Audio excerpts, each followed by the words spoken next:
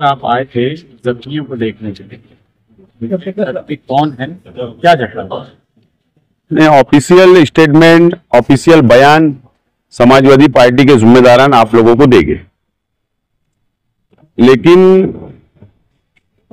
जो हमला हुआ है समाजवादी पार्टी के वर्करों पर, मैं उसकी मजम्मत करता हूं और कई सवालात हमारे अपने सामने हैं।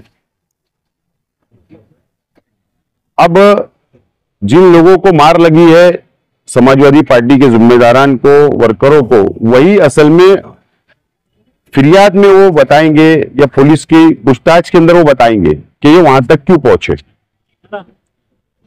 लेकिन अगर हमला डायरेक्ट हो जाता है, जो मैं बात वहां सुन रहा था, ये लोग जाते हैं मस्जिद के पास और हमला डायरेक्ट हो जाता है, तो इसका मतलब यह है कि कहीं ना कहीं जिन लोगों ने हमला किया वो प्लानिंग में और औजार के साथ, सामान के साथ मौजूद थे, इसका मतलब ये होता है। लेकिन ये सियासी बयानबाजी तक महदूद रहता तो ठीक था। इधर से भी प्रेस हो रही थी, उधर से भी प्रेस कॉन्फ्रेंस हो रही थी, एक दूसरे को जवाब दिया जा रहा था।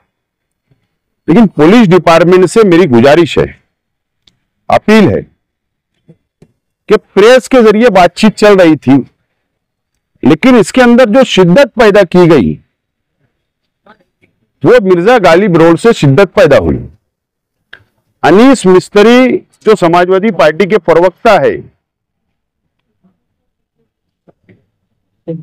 उनके पोते को वो ट्यूशन क्लास से लाने के लिए गए थे और वहां पर भी इस तरीके से मारहान की गई, गाली गलौज की गई थी और वहां से इस मामले में शिद्दत आई।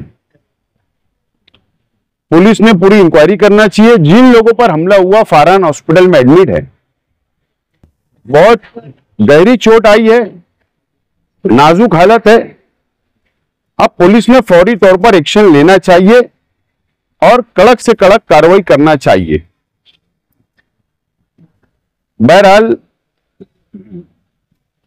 बात शुरू कहां से हुई और ये जो दादागिरी है, ये जो गुंडागर्दी आज हुई, असल में खुद की इज्जत बाहर ना आ जाए, इसको छुपाने के लिए सब किया जा रहा है। लेकिन जो जैसा करेगा वो वैसा भरेगा। अगर अंधेरे में कुछ काले काम हुए तो जाहिर सी बात, अगर तुम किसी की जातियात पर बोलेगे वो भी तो सामने आएगा।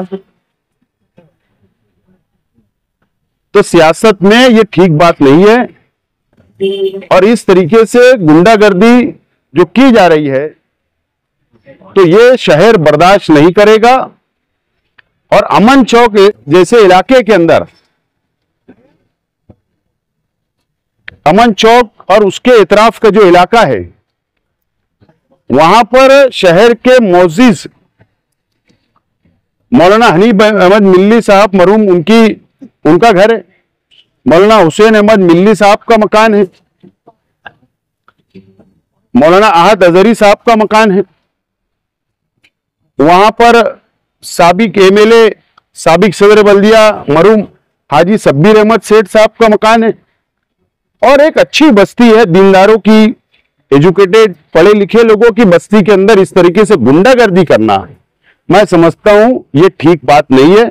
पुलिस ने तय तक जाना चाहिए, सामान कहां से आए, कैसे प्लानिंग हुई, सामान कहां रखे हुए थे।